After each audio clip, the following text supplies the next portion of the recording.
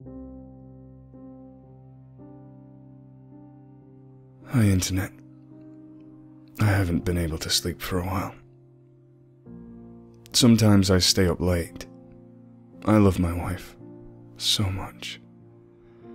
So much. But sometimes I stay up late. My wife goes to bed and I stay up, Redditing or playing video games or watching TV.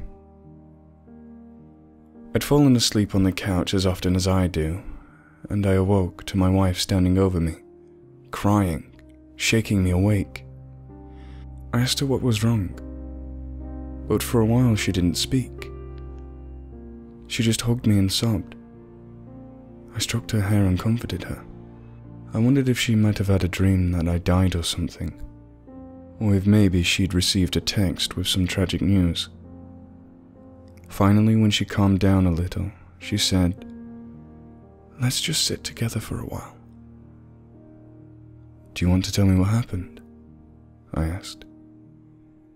She seemed to think about it and decide against it. "No. I just want to spend some time with you for a little while." "I'm tired," I said, stretching. "Let's go to bed." "No!" she almost seemed to shout. "No, I don't want to go back into the bedroom right now." I was concerned, but my wife could be a tad erratic sometimes, even charmingly childlike. Maybe going back in there would remind her of a nightmare she'd had. We wound up sitting on the couch chatting about anything and everything under the sun, except for what had upset her. We played Portal. She made coffee and we snacked on some leftovers. We laughed, we reminisced about the early days of our relationship. Before we knew it, it was 7 a.m. "I'm too tired, sweetheart, and I'm sure you are too. Let's get some rest so we don't waste our entire Saturday." "No, we can't, please," she cried. "Why? What's the matter?" "We just can't go in there. Please. If we go in, it'll be over," she said, her eyes welling up with tears. "What? What's in the bedroom?" I was really confused. Had she accidentally broken some heirloom, and she was afraid I'd be upset with her? There was a long silence as she fought back sobs. Then finally, "My body's in there. I'm dead, Prakash. I saw my dead body lying on the bed. Once you see it, it'll be over." This was a bit much. Obviously, she's had some nightmare that she'd believe was real.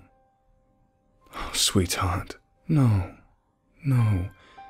It was just a bad dream. Everything's okay." I hugged her as she sobbed. "Look, you're just sleep deprivated. You'll feel better when you wake up, I promise."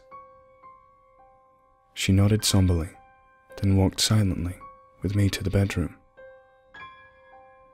I gestured to the empty bed, completely devoid of bodies. "See there? It was a dream. Lay here with me." I flopped onto the bed playfully and then propped myself up on my elbow to chat until we slept. She laid down next to me and closed her eyes. "So, what had you dreamt?" I asked. She didn't answer. "Diane?" I asked. "Did you really fall asleep that quickly?" I shook her, and she was stiff. I noticed her lips were a little blue around the edges. Next, I noticed she wasn't breathing. Of course I panicked. Of course I called 911. She was only 27 years old. An aneurysm in her sleep. coroner said she'd been dead for 5 or 6 hours before I found her body. I miss her so much. I hope my promise is kept. Wherever she is now, wherever she woke up, I hope she feels better.